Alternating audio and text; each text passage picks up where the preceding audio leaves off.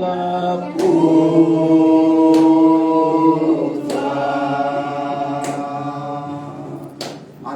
Amen. Nous sommes là pour toi. C'est ça. Nous sommes là pour te rendre gloire. Nous sommes là pour te magnifier. Nous sommes là pour te glorifier. Amen. Parce qu'il le mérite. Notre Dieu est notre Sauveur. Amen. Notre Seigneur, il le mérite. Et la parole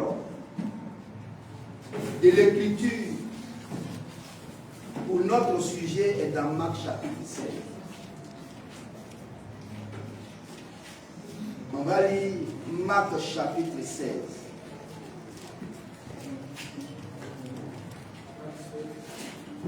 Depuis le verset 14. Au verset 14. Marc chapitre 16, le verset 14. Enfin, on va se lever, on va se tenir debout. On va se tenir debout. Marc 16. Marc 16. À partir du verset 14. À partir du verset 14.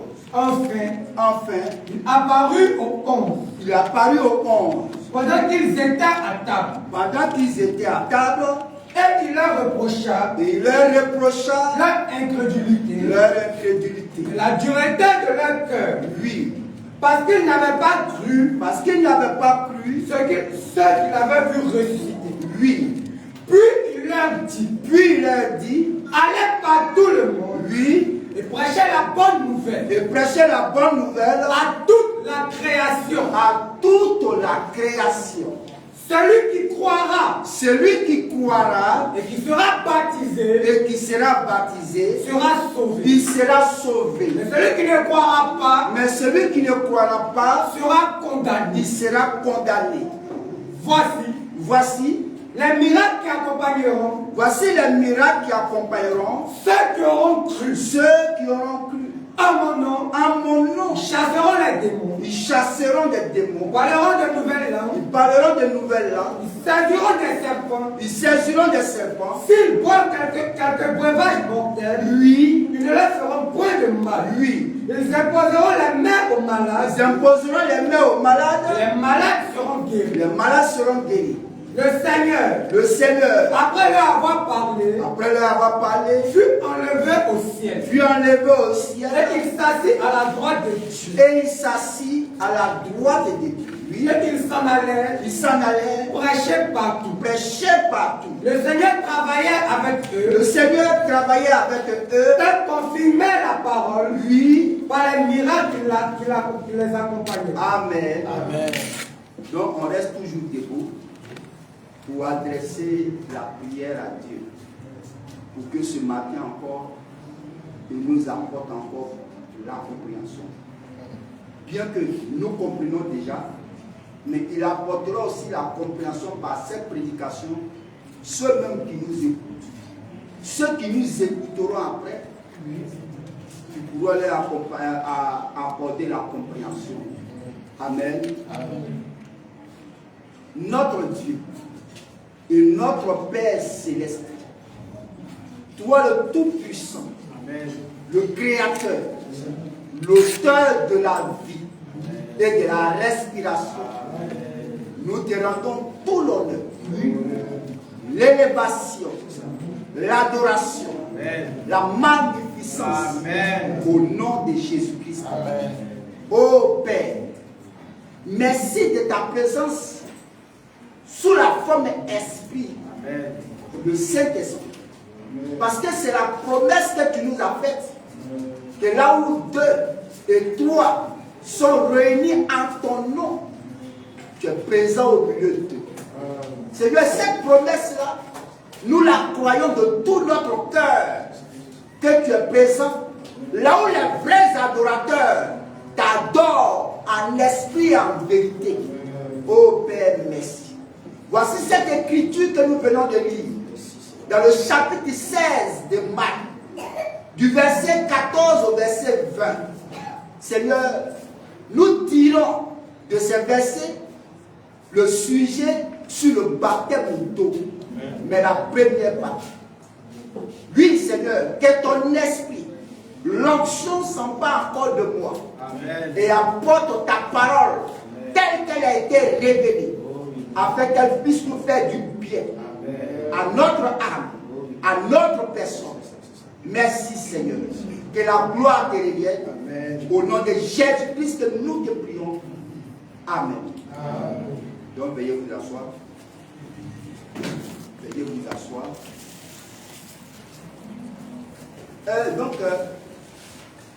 On a lu la parole écrite. La parole écrite de Marc chapitre 16, du verset 14 jusqu'au verset 20. Et là, on tire comme sujet le baptême d'eau selon la Bible, mais la première partie. Dans cette première partie, elle consiste à poser la base, à poser le fondement dans cette première partie. Et même à donner la définition même du mot baptême, sa signification selon la Bible, selon les Écritures.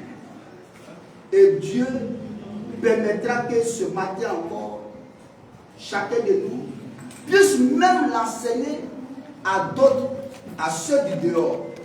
Il nous fera grâce encore ce matin. Donc, nous voyons dans Marc chapitre 16 ce que le Seigneur lui-même a dit. Le Seigneur lui-même, il nous a parlé. Mais on verra ce que le Seigneur a dit, l'importance de ce que le Seigneur a dit.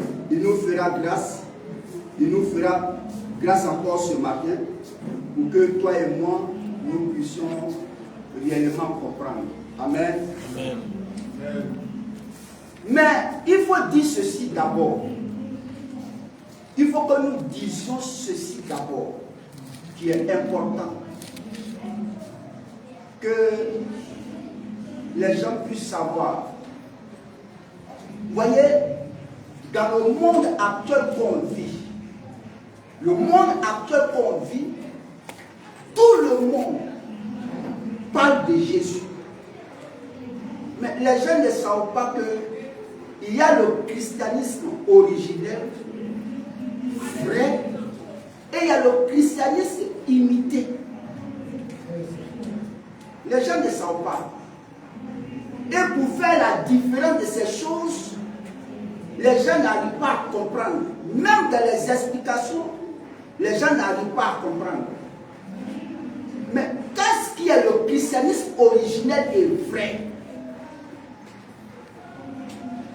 Le christianisme originel et vrai, c'est le Seigneur. C'est le Seigneur Jésus. Et c'est lui l'auteur. Donc tout part du Seigneur. Et aussi, vous allez remarquer qu'à la première venue du Seigneur, il y a des gens qu'il a pris autour de lui, qui sont appelés disciples et apôtres. Ceux-là, par eux, nous pouvons comprendre ce que c'est le christianisme.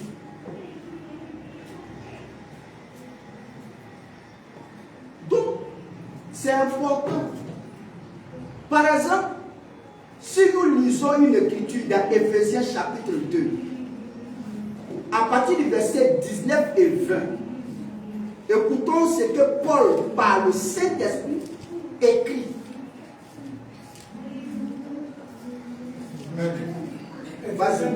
Éphésiens 2, 19 à 20.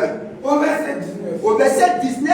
Ainsi donc, nous n'êtes plus des étrangers. Nous ne sommes plus des étrangers, Ni des gens du dehors. ni des gens du dehors. Mais vous êtes concitoyens des saints. Nous sommes concitoyens des saints, gens de la maison de Dieu. Les gens de la maison de Dieu. Nous sommes non les gens du dehors, ni les étrangers, mais nous sommes les gens nous sommes les gens du dedans, les gens de la maison de Dieu. Oui. Vous avez été édifiés. Mais qui a été édifié? Qui a été édifié? Les gens de la maison de Dieu. Ce sont les gens de la maison de Dieu qui ont été édifiés sur le fondement des apôtres, et des prophètes. Jésus-Christ lui-même étant la pierre angulaire. Il est la pierre angulaire de l'édifice. Amen. Amen. Amen. Regardez cette écriture, on ne peut pas la nier. On ne peut pas nier cette écriture. Elle fait partie de la parole de Dieu et on ne peut pas la nier. Il dit, nous ne sommes plus, après que nous avions été rachetés, sauvés, nous ne sommes plus les gens du dehors, mais nous sommes devenus les concitoyens des saints, gens de la maison de Dieu. Les gens de la maison de Dieu ont été édifiés sur un fondement. Les gens de la maison de Dieu, quand l'homme dit je suis de Dieu, quand l'homme dit je suis de l'église de Dieu, alors il a pour fondement les apôtres et les prophètes. Or, regardez la Bible. Regardez la Bible.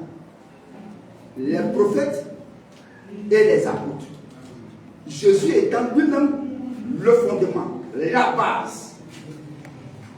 Mais prenez la Bible, vous allez voir. L'autre côté, l'Ancien Testament, les prophètes, ses serviteurs. Et dans le Nouveau Testament, il a pris auprès de lui des hommes qui sont appelés ses disciples, qu'il a envoyés, appelés apôtres. Apôtre veut dire envoyé de Dieu. Alors, Paul qui est lui-même un envoyé, il dit l'église qui appartient à Dieu, elle a été édifiée sur un fondement. Et ce fondement-là, c'est qui? Les apôtres et les prophètes l'ont écrit. Donc Jésus lui-même est la pierre angulaire. À partir même de là, tout chrétien, la chrétienté, l'original, a pour fondement les prophètes et les apôtres. Amen. Si je suis chrétien et que je n'ai pas comme fondement les écrits ou la vie de ceux qui sont apôtres et prophètes, il doit avoir quelque chose quelque part qui ne cloche pas. C'est pourquoi, si vous remarquez, pour juger l'homme chrétien, pour juger une église, ou pour voir si l'église est dans la vérité, si elle est sur les pas de la vérité, mais elle doit avoir cette église comme fondement l'enseignement des 12 apôtres et ceux des prophètes. Voilà l'église.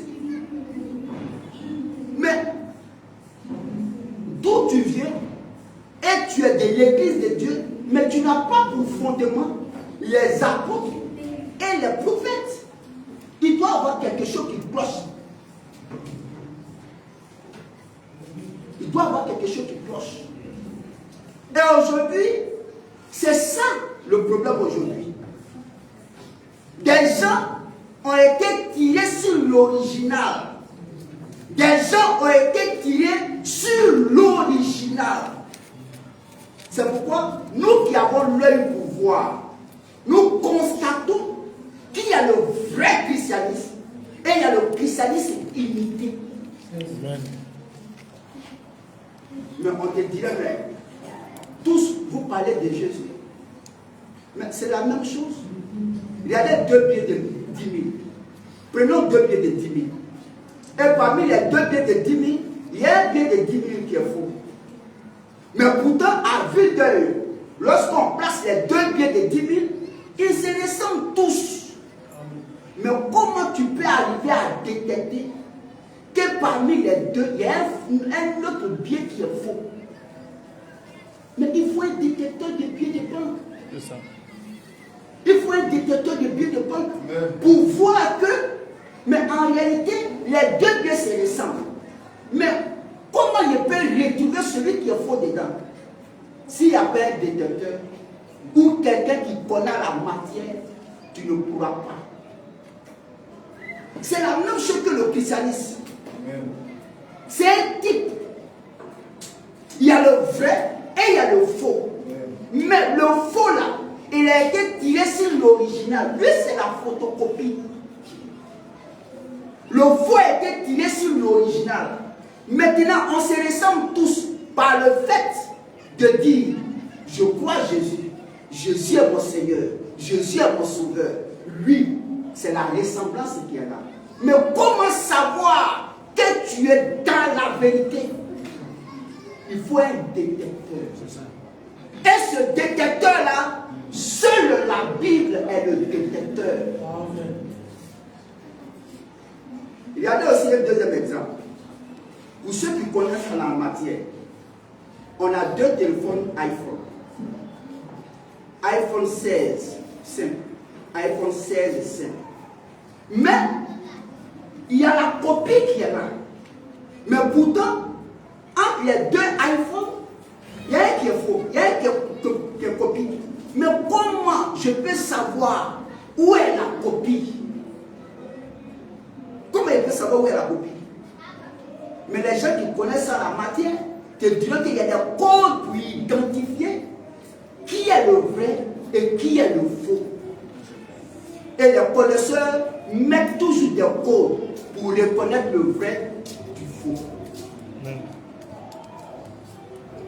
À vue d'œil, quand on place les 2 téléphones à une distance, ils se ressemblent. C'est écrit iPhone, iPhone 16, iPhone 16. Mais au fur et à mesure qu'on rentre dans la détection, on commence à savoir que par le poids ou par certains critères, on voit qu'il y a un qui en réalité, il ne rentre plus dans les normes du vrai. C'est parce que le connaisseur ou les gens à la matière ont pu explorer la chose jusqu'à détecter que celui-là est faux. C'est la même chose que le christianisme. Nous tous on dit Jésus. Tous on dit Jésus. Il est mon Seigneur, il est mon Sauveur. Mais c'est écrit noir sur blanc. Jésus est mort pour nous. C'est écrit. Mais comment tu le comprends? Et comment tu l'enseignes? Voilà où tout cela tient. Mais pourquoi Jésus s'est arrêté un jour? Et il a dit, tous ceux qui me disent Seigneur, Seigneur, n'entreront pas tous dans le royaume, mais seul celui qui fait la volonté de mon Père qui est dans les cieux. Mais pourquoi? Mais pourtant ils ont dit Seigneur. Ils ont dit Seigneur. Et dans leur plainte, ils ont dit, n'avons-nous pas fait des miracles en ton nom? Mais pourtant il les a rejetés. Vous voyez, c'est comme ça dans la chrétienté. Comment nous devons détecter le faux du vrai? Seule la parole de Dieu, la Bible, qui peut nous dire que lui-là il est faux et lui-là il est vrai. Ce n'est pas une affaire de tu m'as injurié, tu me parles maintenant. La Bible coûte 2000 au marché. Dans les librairies, il y a plusieurs versions de Bible. Tu peux t'en procurer un. Et puis prendre ton temps et lire pour voir exactement si ce qu'on t'enseigne est vrai. Lisez une écriture dans Luc chapitre 6, à partir du verset 46. Lisons Luc 6, verset 46. Luc 6. 8, 46. Au verset 46. Jusqu'à 50. Lui, vas-y. Luc 6, 46. 8. Pourquoi pourquoi m'appelez-vous Seigneur? Mais pourquoi vous m'appelez Seigneur? Seigneur. Seigneur. Et ne faites-vous pas? Et ne faites-vous pas ce que je dis? Ça, c'est une question. Vous m'appelez Seigneur, Seigneur, Seigneur et Maître. Mais vous ne faites pas ce que je dis. Vas-y, frère. Je vous montrerai à qui est semblable tout homme. Et à qui est semblable tout homme qui vient à moi. Qui vient à moi. Entend mes paroles. Entend mes paroles. Et les met en pratique. Et les met en pratique. Il est semblable à un homme. Il est semblable à un homme. Qui bâtissant une maison. Il a bâti une maison. À creuser. À creuser. Creuser profondément. Creuser profondément. Et à poser le fondement. Oui. Sur le roc. Sur le roc. Une inondation est venue. Une inondation est venue. Et le taureau s'est jeté contre cette maison. Oui. Sans pouvoir l'ébranler. Oui. Parce qu'elle est bien bâtie. Parce qu'elle est bâtie dans la vérité. Amen. Mais tous l'appellent Seigneur et Maître. Mais ils ne font pas ce qu'il dit. Et c'est ça aujourd'hui. Pour nous, quelqu'un qui est chrétien, qui se dit homme de la maison de Dieu, Jean de la maison de Dieu, et qui n'a pas pour fondement les apôtres et les prophètes, mais en réalité même, il est une imitation du christianisme. Il est une imitation du christianisme. Et beaucoup comme ça aujourd'hui, sont dans ces erreurs, pensant qu'ils sont de l'église de Dieu, mais en réalité, ils ne le sont pas. Si tu veux voir que réellement tu es de l'église de Dieu, mais la chose est simple, c'est de prendre la Bible. Comment tu dois savoir que réellement tu es dans la vérité? C'est la Bible. À commencer même par la divinité de Jésus-Christ jusqu'au dernier enseignement. C'est là. Et parmi tout, le baptême d'eau est l'une des conditions fondamentales. Regardez au baptême d'eau tout à l'heure. Mais regardez, lorsqu'on a fait la nouvelle naissance, pour qu'un homme naisse de nouveau, ah oui, le baptême en fait partie. Amen. Mais pourquoi il a choisi ce thème, le baptême d'eau, selon la parole de Dieu? La première partie. Mais parce que pour que l'homme naisse de nouveau, dans les critères, le baptême d'eau est un élément fondamental qu'on ne peut pas contourner. Donc ça veut dire, si ton baptême est faux, ton salut est mis en cause. Dans Actes chapitre 2, du verset 36 à 39, lorsque la parole, la prédication a été prêchée par l'apôtre Pierre sous l'inspiration du Saint-Esprit, les gens qui ont été touchés par la prédication, les gens qui ont été transgressés par la parole, la prédication, sous l'Esprit de Dieu, ils ont posé la question à Pierre et aux autres apôtres. Hommes frères, que ferons-nous? La repentance a commencé par là. Et la repentance est produite par le Saint-Esprit. La repentance a commencé par là. Leur cœur a été vivement touché. Ils ont posé la question à Pierre et aux autres apôtres. Hommes frères, que ferons-nous? Pierre dit, répentez-vous. Vous devez regretter que vous avez vécu hors la volonté de Dieu. Et ensuite, qu'est-ce qui s'est passé? Il dit, que chacun de vous soit baptisé pour le pardon de vos péchés. Et ensuite, vous recevrez le don du Saint-Esprit. Sur le baptême faux, tu n'as pas le don du Saint-Esprit. C'est toute une règle.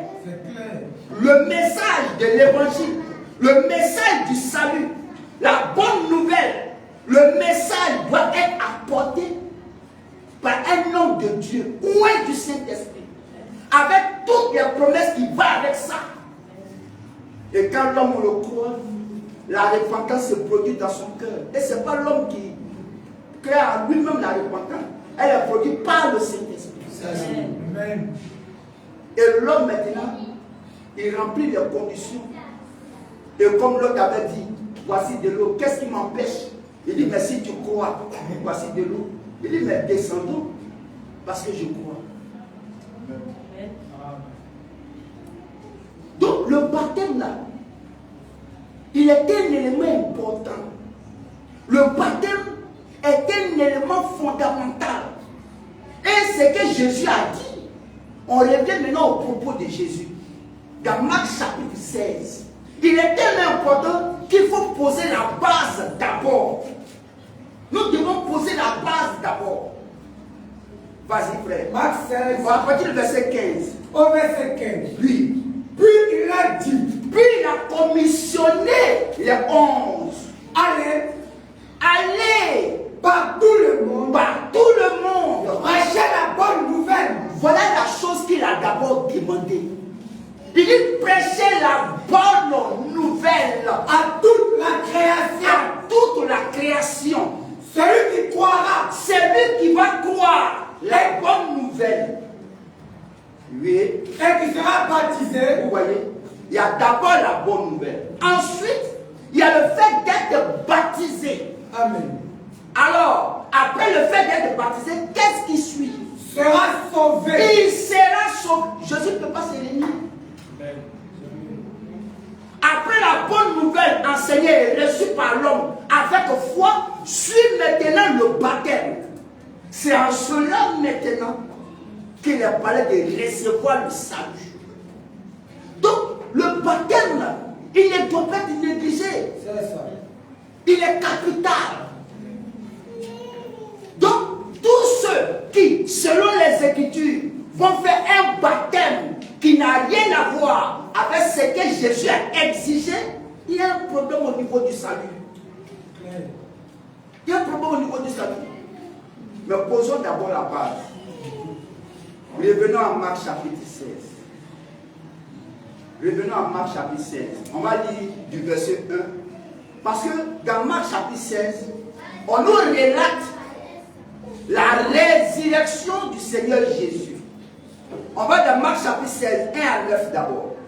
Lorsque le sabbat fut passé, Marie de Magdala, Marie, mère de Jacques, et Salomé achetèrent des aromates, afin d'aller embaumer Jésus. Lui. Le premier jour de la semaine, elle se rendit au sépulcre. De grand matin.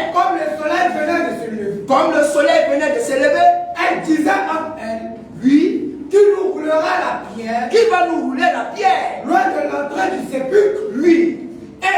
Et levant les yeux, elles aperçurent que la pierre, lui, qui était très grande, lui, avait été roulée. Elles entrèrent dans le sépulcre. Vu un jeune homme. Il a vu un jeune homme assis à droite, lui, vêtu d'une robe blanche, lui, et elle fut épouvantée. Il leur dit, ne vous épouvantez pas. Vous cherchez Jésus de Nazareth. Vous cherchez Jésus de Nazareth, qui a été crucifié. Il est ressuscité. Il n'est point ici. Voici le lieu où on l'avait mis. Ça veut dire déjà la confirmation de sa résurrection. Amen. Et quand quelqu'un ne croit pas que Jésus est ressuscité, lui c'est un homme à part. C'est clair. C'est un dossier qui est déjà clos. Il est un homme à part. La résurrection de Jésus est confirmée dans la Bible. Amen. C'est pourquoi c'est logique et c'est normal qu'un homme ne puisse pas croire que la Bible est la parole de Dieu. C'est son droit. C'est son plein droit. S'il ne croit pas que la Bible est la parole de Dieu, c'est son plein droit. C'est à lui de voir. Mais de la même manière que c'est son plein droit, c'est aussi son plein droit d'aller en enfer aussi. C'est ça. Donc c'est quelque chose qui est équitable, quoi. C'est pas. Voilà, c'est équitable. Tu ne crois pas que la Bible est la parole de Dieu, tu fais bien. Mais aussi, si tu ne crois pas aussi, aller en enfer aussi, tu fais bien. C'est ça. C'est équitable. On continue. C'est un choix. Mais, allez dire à ses disciples et à Pierre qu'il vous précède en Galilée. C'est là que vous le verrez. Comme il vous l'a dit. Elle sortit du sépulcre. Elle s'enfuit. La peur et le trouble les avaient saisis. Elle ne dit rien à personne. Lui, à cause de leur effroi. Jésus étant ressuscité le matin du premier jour. La Bible a dit Jésus était ressuscité. Jésus était ressuscité. Un homme qui croit la Bible ne peut pas dire que Jésus n'est pas ressuscité. Jésus était ressuscité le matin du premier jour de Pâques. Lui, vas-y. Apparu à Marie de Magdala. Il est apparu à Marie de Magdala. De laquelle il avait chassé 7 démons. Donc, il y avait là. Vous voyez là? Déjà, c'est à sa résurrection. C'est à sa résurrection que Jésus a donné l'ordre de mission aux disciples. On continue encore. Alors, au verset 18 à 14. Au verset 10. Oui. Elle alla apporter la nouvelle, lui, à ceux qui avaient été avec lui. Et puis c'est quand je comprends ça, et comme il dit à partir de là, les femmes peuvent prêcher. Oh, mais pourquoi? Le fait qu'elle allait dire à ses disciples, aux propres disciples de Jésus, allait faire la commission qui est ici ressuscité, c'est ce qui veut dire que toi tu dois prêcher l'évangile. Est-ce que tu as compris la parole de Dieu? Il a possédé. Mais c'est pas ça. Aller faire une commission aux frères, aux disciples, est-ce que ça veut dire que tu as le droit de prêcher l'évangile? Que tu es évangéliste? Oh, c'est quoi ça? Le Seigneur dans la Bible n'a pas donné le droit à la femme de prêcher. Mais pourquoi forcément vous voulez faire de ça que Dieu vous a donné l'ordre de prêcher? On dit aux 11, les 11 sont des garçons. On dit, mais il y avait des femmes au tombeau. Oui, elles sont parties au tombeau, puis à quoi? Elle allait au tombeau, puis à quoi? On continue. On ne prêche pas. Dans la vraie église du Seigneur, la femme n'a pas le droit à prêcher. Elle n'a même aucun ministère de la parole. Non. Dieu est un Dieu ordonné. C'est un Dieu de paix. Oh, il n'est pas désordonné. C'est ça. C'est pas l'église, elle n'est pas un lycée de jeunes filles. Vas-y, elle alla apporter la nouvelle, lui, à ceux qui avaient été avec lui, et qui s'affligeaient et pleuraient. Lui, quand ils entendirent qu'il vivait et qu'elle l'avait vu, ils ne le crurent point. Elles n'ont même pas cru. Oh, les femmes sont venues donner la nouvelle, mais elles-mêmes n'ont pas cru. Oui, vas-y. Après cela, il apparut sous une autre forme. Qui a apparu sous une autre forme? Jésus. Mais, et puis les gens discutent la divinité de Jésus. C'est lamentable. Il a apparu sous une autre forme. La divinité de Jésus, ce n'est pas quelque chose à faire débat. Tu ne crois pas que Jésus est Dieu? Bon, qu'est-ce que tu peux faire? Seul Dieu peut le visiter, va le faire voir. Il y a Dieu qui dit non, mais il faut me convaincre. Si tu ne me convaincs pas, là, il ne vient pas dans ton église. Comme si c'est moi qui dois te convaincre. Est-ce que c'est moi qui dois te convaincre? Le Saint-Esprit est là pour faire quoi? C'est lui qui convainc. Non, dans ta prédication, si tu ne m'as pas convaincu, moi, je ne viens pas dans ton église. Bon, est-ce que c'est moi qui donne le salut? Moi, je ne donne pas le salut. Ce n'est pas moi qui convainc. C'est le Saint-Esprit lui-même qui doit te convaincre. Et il dit, lorsque le consolateur, l'Esprit Saint, l'Esprit de vérité, quand il viendra, il vous convaincra en ce qui concerne le péché, la justice et le jugement. C'est lui qui convainc. Et Paul a dit, toute écriture est inspirée de Dieu, utile pour enseigner et pour convaincre. Moi, il y a quoi à voir toi te convaincre? Si les écritures ne t'ont pas convaincu, Dieu ne t'a pas visité. Attends, quand il va te visiter, tu vas voir. Il discute, non, est-ce que l'enfer là existe? Est-ce que le paradis existe? Il y a personne qui est parti en enfer pour dire que vous étiez parti là, c'était l'enfer. Il y a personne qui est parti au paradis pour venir expliquer que non, vous étiez là, c'était le paradis. C'est-à-dire qu'il faut conjuguer avec les phrases, les mots. Conjugue seulement. Il faut prendre tous les temps pour le conjuguer. Imparfait, parfait, passé simple, passé composé. Conjugue. Tous les mots. Un temps va arriver, tu vas arrêter de conjuguer. Et quand tu vas le croiser, il va te dire, c'est toi qui conjuguais là. Il est même, continue de conjuguer. C'est là que tu vas commencer à dire pardon. Pardon. Non, il n'y a plus pardon. Il est réservé à un homme de mourir une seule fois. Après quoi? Il t'attend, conjugue. Il faut demander si le paradis existe. Continue seulement. Est-ce que l'enfer existe? Continue. Mais tu ne demandes jamais, tu ne discutes jamais que demain peut arriver. Demain arrive et tu certifies ça. Mais au paradis, tu discutes. Mais tu ne discutes pas si lundi va arriver. Continue. Il faut continuer. Allons-y seulement. Tous les jours. Un matin, ça va te laisser. Conjugue. Après cela, il apparut sous une autre forme. Il apparut sous une autre forme. À deux d'entre eux qui étaient en chemin pour aller à la campagne. Il rêvait l'accompagner. Il rêvait l'annoncer. Oui, vas-y. Aux autres qui ne le crurent pas non plus. Voilà. Eux-mêmes ont été introduits. Enfin. Il apparut aux 11. Pendant qu'ils étaient à table. Et il les a reprochés. Leur incrédulité. Effectivement, tout au long, quand on leur donnait cette nouvelle, ils n'ont pas cru. Vas-y.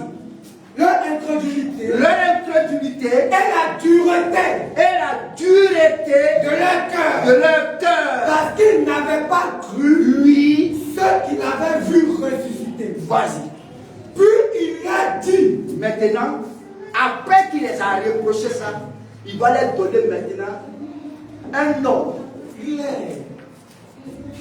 Allez, c'est une mission. Oui. Je vous envoie. C'est un ordre de mission qui va maintenant leur donner aux 11. Vas-y. Allez. Par tout le monde. Il n'a pas dit arrêtez-vous d'un seul coin. Il n'a pas dit arrête-toi à Jérusalem seulement. Mais dit partout le monde, même en Arabie. Oui. Il dit allez-y en Arabie. Allez-y là-bas. Oui. Prêchez la bonne nouvelle à toute la création, partout le monde. Est-ce qu'il a dit prêcher partout, sauf en Arabie? Il dit partout. Lui, quand il parle, il sait de quoi il parle. Vas-y, frère.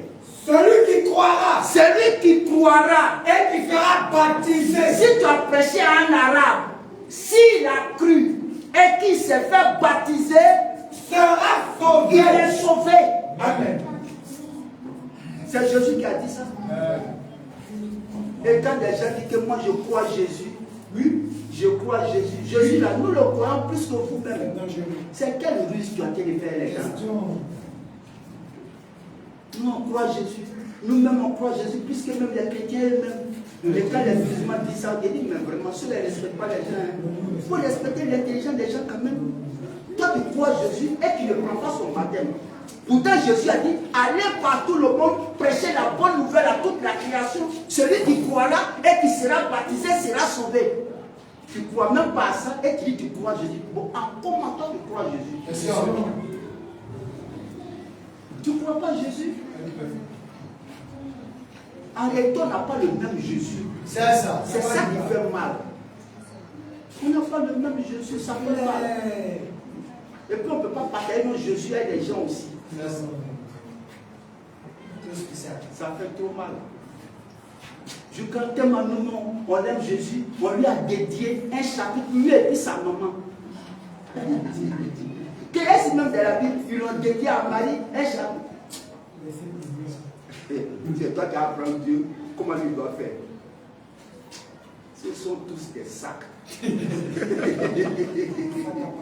Non, mais c'est ça après. Dieu fait ce qu'il veut. Il s'exprime comme il veut. Il parle comme il veut. Il donne ses ordres comme il veut. Et ça dépend de lui. S'il veut qu'on écrit tout un chapitre, si Marie, on va écrire. Et puis ça va aller où? Jésus a dit, allez par tout le monde et prêchez la bonne nouvelle à toute la création. Celui qui sera baptisé, il sera sauvé. Ça, c'est l'ordre qu'il a donné aux disciples. Oui. Amen, vas-y, frère. Mais, celui qui ne croira pas, sera condamné. Donc, ça veut dire que ce que Jésus a dit là, si tu ne crois pas ça, tu es condamné devant Jésus. L'ordre de mission que Jésus a donné, si tu ne remplis pas ça, tu seras condamné. Voilà. Il n'y a pas demi-mesure. Non. Tu seras condamné. Amen. Amen. Et c'est là l'ordre de mission. Et dans l'ordre de mission qu'il a donné, il dit, et celui qui sera baptisé, il sera sauvé. C'est incontournable. Donc, le baptême est une question essentielle. Le baptême est une question importante. Le baptême. Une question très importante. C'est un élément du salut. Un élément dans les conditions que Jésus a donné pour le salut. Donc, en réalité, l'homme qui croit Jésus doit se questionner sur quel baptême j'ai été baptisé. Il doit se poser la question, quel baptême j'ai eu? Est-ce que c'est le baptême que Jésus a dit? Oui. Mais de quel baptême moi j'ai été baptisé? Ça, quelqu'un qui se préoccupe de son salut, ça doit être dans l'église du Seigneur. Le baptême d'eau est une ordonnance. Le baptême d'eau est une ordonnance dans l'église du Dieu vivant. Le baptême d'eau, c'est une ordonnance. Ordonnance veut dire un ordre. Donc, dans l'église du Seigneur, il y a des ordonnances. Il y a l'ordre. Mais Jésus a dit, allez faire de toutes les nations des disciples. Celui qui croira et qui sera baptisé sera sauvé. Donc, c'est une ordonnance, le baptême. Et en tant qu'ordonnance, c'est une pratique. En tant qu'ordonnance, c'est une pratique de son église. C'est pourquoi nous devons comprendre. Est-ce qu'on a reçu le vrai baptême? Question. Est-ce que tu as reçu le vrai baptême? Tel que Jésus l'a ordonné. Oui, ça c'est important. C'est ça le message. Et c'est là qui m'a vraiment plu. Mais le mot même baptême veut dire quoi? C'est là. Tout part de là. Le mot même. On dit baptême, c'est vrai. Mais d'abord, avant même de l'enseigner, et que même la Bible le confirme, mais le mot en lui-même, baptême, n'avait dit quoi? Sa définition même, c'est quoi? À partir de là, je peux commencer à interroger mon baptême. Sinon, baptême, c'est un mot en français. Mais le mot en français lui-même a été tiré de quel mot? Mais on voit dans les recherches, on tape baptême, mot français. Mais ce mot français, il a été tiré du grec qu'on appelle baptizo. Mais tapez, vous allez voir. Le mot même baptême en grec veut dire baptizo ou baptisma. Mais quand on interroge, on nous dit que le mot baptizo veut dire être immergé dans. Baptisma, être immergé dans ou être plongé dans. C'est ce qui veut dire baptême dans le mot français.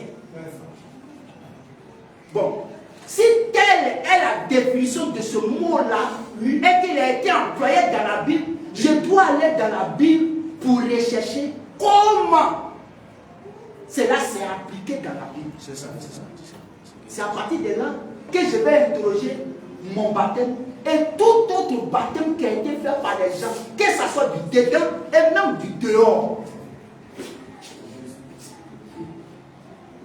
Jésus à la résurrection. C'est quand Jésus est ressuscité qu'il a dit aux disciples, allez-y baptiser pour que les gens soient sauvés. Mais est-ce qu'une fois on a vu comment on fait baptême? Parce que si le mot baptême est écrit dans la Bible, c'est que, ayant la définition, être plongé dans, je dois voir ça dans la Bible pour confirmer que c'est ça qu'on appelle baptême. Mais si je n'ai pas vu ça, et que je fais à ma tête, parce qu'il y a quelqu'un qui est quitté quelque part, et il me dit c'est ça, mais entre lui et Jésus, qui a raison? Toujours Jésus. Donc moi, je ne peux pas dire que Jésus n'a pas raison. C'est pourquoi Jésus, sachant que dans son église, il va avoir le baptême comme pratique, et qui sera relié au salut, qu'est-ce qu'il a dit? Lui-même l'a donné l'exemple de la pratique du vrai baptême. Amen. Matthieu 3, 13 à 16. Allons-y. Matthieu 3. À partir du verset 13. Alors, Jésus vint de la Galilée. Alors Jésus vint de la Galilée. Au Jourdain. Vers Jean. D'abord, Jésus vient au Jourdain. Or, le Jourdain, c'est l'eau. Donc, on va aller attentivement et voir l'action posée par Jésus, Jean et Jésus. Oui, vas-y. Alors Jésus vint de la Galilée. Alors Jésus vint de la Galilée au Jourdain vers Jean pour être baptisé par lui. C'est-à-dire que Jésus doit être baptisé par Jean. Donc déjà le mot même baptisé a été employé là. Donc le mot baptisé étant employé, il faut que par sa définition, on le retrouve ça par l'acte. Allons-y. Mais Jean s'y opposait. Mais Jean disait tellement que pourquoi il a fait ça? En disant, c'est moi qui ai besoin. C'est moi qui ai besoin d'être baptisé par toi. D'être baptisé par toi. Et tu viens à moi. Jésus lui répondit. Jésus lui dit, laisse faire. Il dit, si moi je ne montre pas ça, comment dans mon église là, on va baptiser ceux qui viennent après moi? Donc il faut laisser leur montrer l'exemple. Pour que tout le monde va marcher tel que la pratique a été faite. Amen. Vas-y. Laisse faire. Laisse faire. Maintenant. Car il est convenable.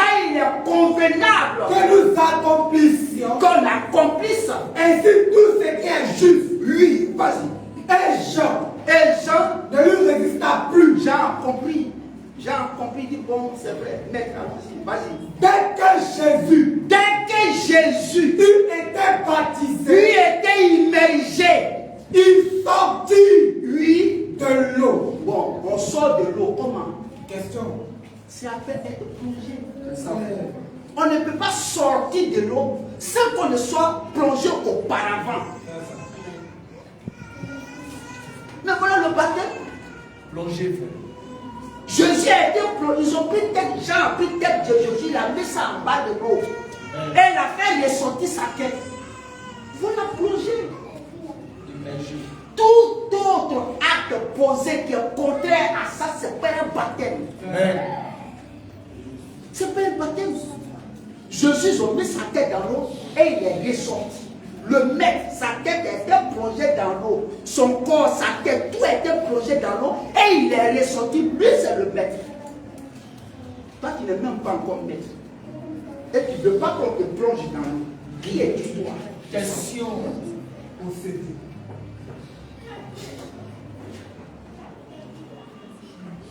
Vous voyez que Jésus lui-même nous a donné la signification, la définition de ce acte-là qui est appelé baptême. Amen. Dès qu'il fut sorti de l'eau, dès qu'il fut sorti de l'eau, oui, et voici les cieux s'ouvrirent. Et il vit l'Esprit de Dieu. Il a vu l'Esprit de Dieu descendre comme une colombe. Voilà. Il fut baptisé de l'Esprit encore. Ça, c'est encore un autre sujet. C'est ça. Amen. Amen. Jésus, c'est son église. Et Jésus donne en premier lui-même, il donne l'exemple de comment le baptême va se faire plus tard. Bon. Dans Marc 16, Jésus leur dit, allez et baptiser. Mais en leur disant allez et baptiser, ceux qui doivent partir là, s'ils ne savent pas comment faire, comment ils vont baptiser? Question. Il a dit, mais n'avez-vous pas vu comment Jean m'a baptisé? C'est ça, frère. L'exemple. C'est pourquoi l'exemple de Philippe est intéressant. Philippe est l'unique éthiopien.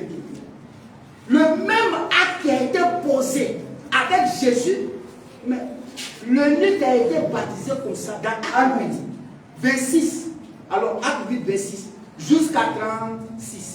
Un ange du Seigneur s'adressant à Philippe. Un ange du Seigneur s'est adressé à Philippe. Lui dit, il a dit à Philippe, lève-toi. Il dit, lève-toi. Va du côté du midi. Et va du côté de midi. Sur le chemin qui descend. Sur le chemin qui descend. De Jérusalem à Gaza. De Jérusalem à Gaza. Celui qui est désert. Celui qui est désert. Il se leva. Il s'est levé. Et parti. Et parti. Et voici. Et voici un Éthiopien. Un Éthiopien. Un eunuque. Un eunuque. Ministre de Cadence. Lui. Reine d'Éthiopie. Lui. Un surintendant.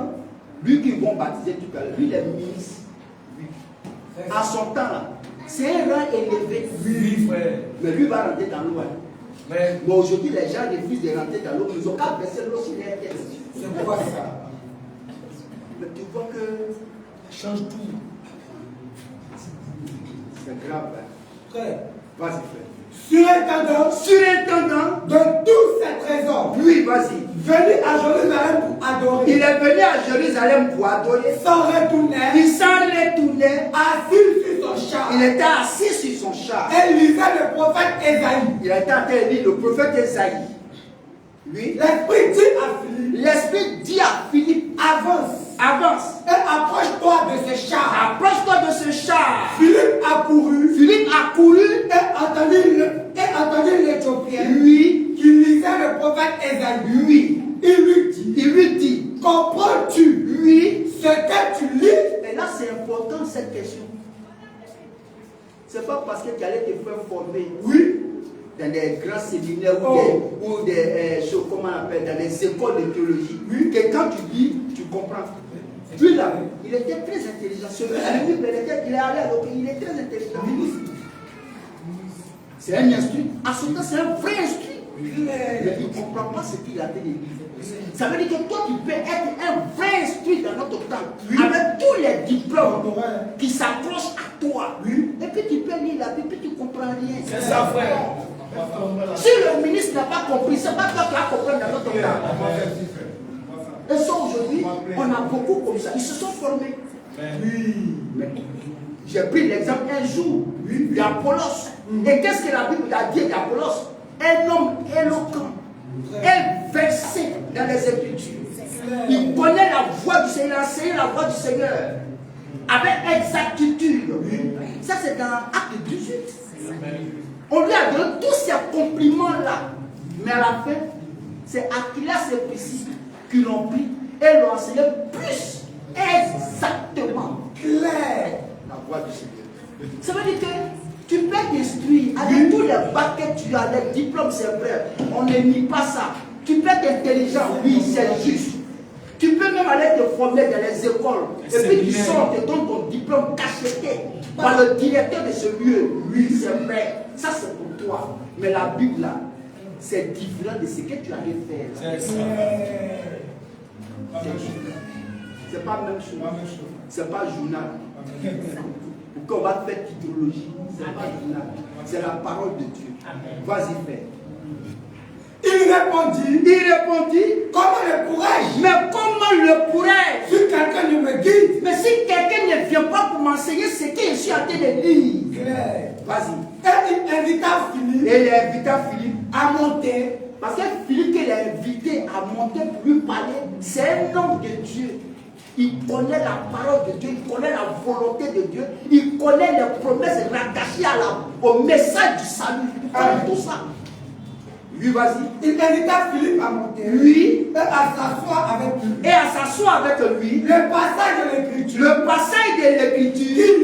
Qui lisait. Était celui-ci. Lui. Il a été mené. Il a été mené. Comme une brebis à la boucherie. C'est ça.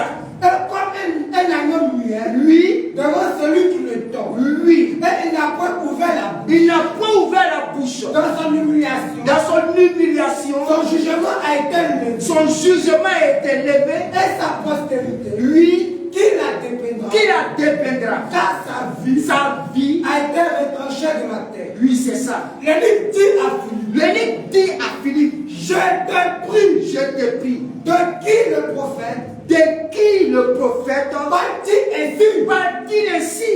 Est-ce de lui-même? Est-ce de lui-même? Ou de quelqu'un autre? Oui. Alors, Philippe ouvra la bouche. Philippe ouvra la bouche. Et commença par ce passage. Lui annonça. Il lui annonça la bonne nouvelle de Jésus. La bonne nouvelle de Jésus. Comme ils continuaient leur chemin. Comme ils étaient en train de continuer leur chemin, ils rencontraient de l'eau. C'est là ils ont choisi de l'eau. Non, parce que l'eau n'était pas dans le cuvette. Dans la main, non. C'était pas dans un vase, dans la main de quelqu'un. Non. Mais ils ont rencontré de l'eau. L'eau n'était. Non, ils n'ont pas. Est-ce qu'ils sont allés faire quel coup de baptême? Ils étaient en train de parler de la bonne nouvelle de Jésus. Ils n'ont pas parlé de coup de baptême. Non. Ils ont croisé l'eau sur la route. L'eau n'était pas dans le gobelet, ni dans l'assiette, dans la main. Ils te posaient la question. Dans son humiliation, dans son temps, non.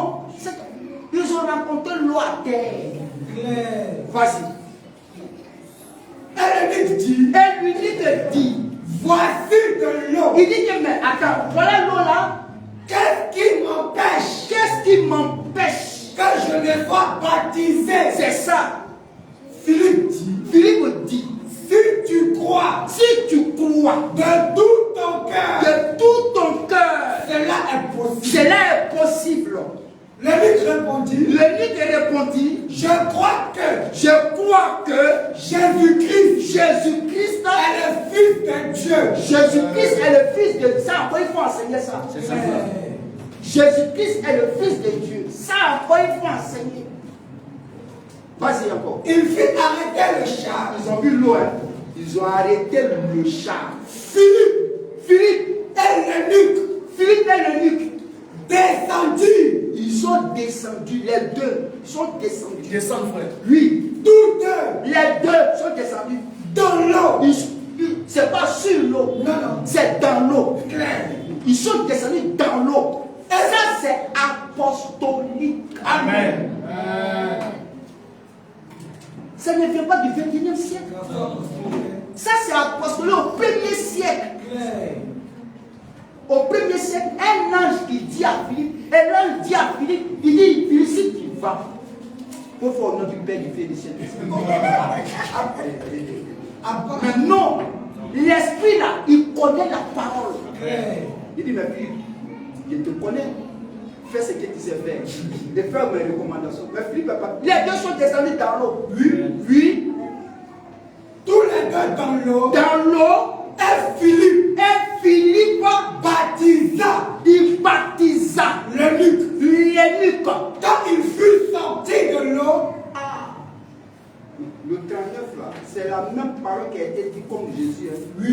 Quand il fut sorti de l'eau, l'Esprit du Seigneur enleva Philippe. Et l'eunuque ne le vit plus. Lui, tandis que lui, joyeux, il poursuivait sa route. Voilà. Ça c'est apostolique. Amen, frère. Ça c'est au temps des apôtres. Ils ont vécu ça dans les faits. Oui, ils ont vécu ça. C'est factuel. C'est factuel. C'est factuel. Ça c'est factuel. Amen.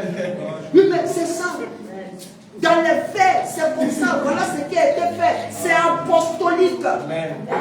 Voici le baptême. Donc, baptême veut dire être plongé dans ou être immergé dans. Et on sort ensuite de l'eau. Voilà la pratique du baptême. Sur la déposition de 2 et de 3 témoins, un fait va s'avérer juste. Amen. Voilà le baptême dans sa pratique qui est apostolique. Amen. C'est pourquoi, quand Jésus a donné l'ordre de mission, allez par tout le monde, prêcher la bonne nouvelle. Philippe a prêché la bonne nouvelle à l'eunuque. Il a respecté Marc 16, 15 à 16. Il a posé la question, il dit, mais si tu crois, c'est impossible, la foi, la repentance, il dit, mais qu'est-ce qui m'empêche pour que moi je sois baptisé ici? Non, c'est la repentance. Le Saint-Esprit l'a poussé à la repentance. Et il n'y a qu'à descendre dans l'eau, il descend. Et maintenant la pratique du baptême est faite par immersion. Voilà le baptême. Tout autre acte posé comme baptême, contraire à ça, c'est pas un baptême. C'est pas un baptême. C'est pourquoi j'ai regardé un film un jour, j'ai regardé un film de Jean-Baptiste à la télé là. Jean-Baptiste est en train de baptiser Jésus et puis il a brûlé, il prend l'eau là.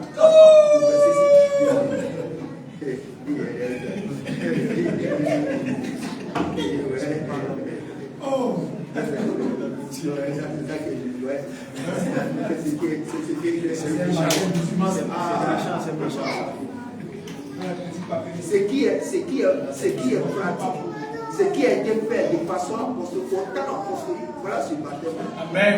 Amen. Amen. Que Dieu nous garde. Amen. Donc la première partie, c'est de donner même la définition du mauvais baptême et comment la définition qui a été donnée est en rapport avec l'acte posé. Que Dieu nous garde. Amen. Si tu es baptisé, parce qu'il y a plusieurs baptêmes, il y a deux qu'on baptise 3 fois derrière, 3 fois devant. Parce que vous voyez. Donc, aujourd'hui, on va s'arrêter à là. On va s'arrêter à là. Pour que la prochaine fois encore, on va voir c'est dans quel nom on exige ça. C'est ça, c'est ça, c'est ça. Voilà. Quand le baptême est fait, il a donné. Voilà. Donc il faut qu'on voit quelque chose. Parce que dans Matthieu 28, terminé à ce verset, dans Matthieu 28, il a dit quelque chose. Matthieu 28, 19. Ouais, Matthieu 28, au verset 19. Allez, c'est le même aller encore. Allez, faites de toutes les nations. Faites de toutes les nations des disciples. Les baptisants. Donc déjà, il y a baptisé là. Les baptisants. Au nom du Père. Au nom du Père. Du Fils et du Saint-Esprit. Mais la deuxième partie, elle va concerner ça. Amen. C'est vrai, on t'a plongé dans l'eau. Tu as été immergé dans l'eau qui est sortie. Mais la recommandation dit aussi, il faut baptiser dans le nom. C'est là qu'il faut voir. Entre les apôtres et puis ceux du dehors, oui, qui est respectueux? Question. Du dehors, mon frère. Question. Qui est respectueux? Question. Parce que Amen. Amen. Que le nom du Seigneur soit béni. Amen. Nous avons terminé la première partie. Amen. Que Dieu nous aide encore à la compréhension de sa parole. Au nom de Jésus. Amen.